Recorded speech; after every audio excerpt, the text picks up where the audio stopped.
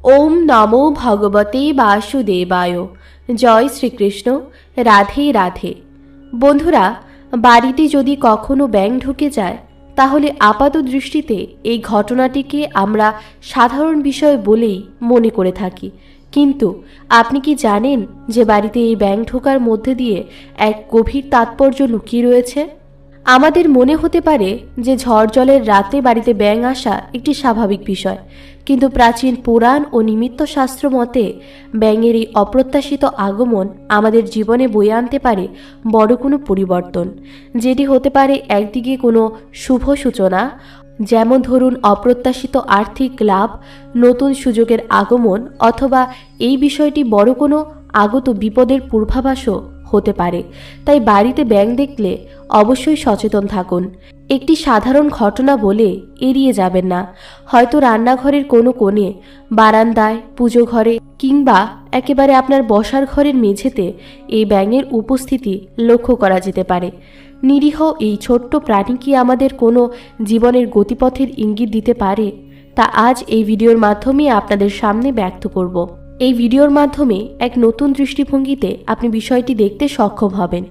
আশা করি এই ভিডিওটি আপনাকে সমৃদ্ধ করবে, তাই ভিডিওটি শেষ পর্যন্ত মনোযোগ সহকারে দেখুন।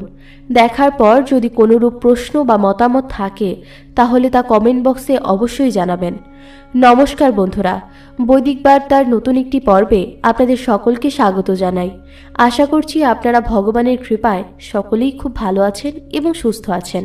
এই ভিডিওটি যদি আপনাদের ভালো লাগে তাহলে অবশ্যই একটি লাইক করবেন আর কমেন্টে ভক্তি ভরে একবার লিখবেন জয় শ্রীকৃষ্ণ।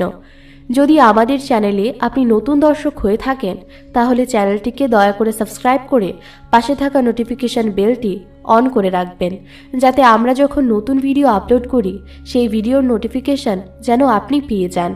তাহলে চলুন বন্ধুরা, দেরি না করে শুরু করা যাক আজকের পর্ব। বন্ধুরা, কখনো কি ভেবে দেখেছেন বর্ষাকাল বা ভেজা আবহাওয়ার সাথে সাথে ব্যাঙের আনাগোনা শুরু হয়ে যায়? কিন্তু ভেবে দেখুন তো, যদি বছরের অন্য কোনো সময় যখন চারপাশ শুকনো থাকে বা বিশেষ করে রাতের অন্ধকারে যখন সবাই ঘুমিয়ে পড়ে তখন যদি হঠাৎ আপনার ঘরের মধ্যে একটি ব্যাঙ এসে পড়ে, তাহলে কি সেটা কেবলই একটি প্রাকৃতিক সাধারণ ঘটনা? নিমিত্ত শাস্ত্র মতে এমন অপ্রত্যাশিত আগমন কোনো না কোনো অলৌকিক সংকেত বহন করে। হিন্দু শাস্ত্র ও পুরাণ অনুসারে ব্যাঙকে অনেক সময় ইন্দ্রের বার্তাবাহক হিসেবে দেখা হয়। বিশ্বাস করা হয় দেবরাজ ইন্দ্র যখন বৃষ্টির মাধ্যমে কোনো বার্তা প্রেরণ করতে চান তখন ব্যাঙ তার প্রতীকরূপে আবির্ভূত হতে পারে। আবার দেশের বিভিন্ন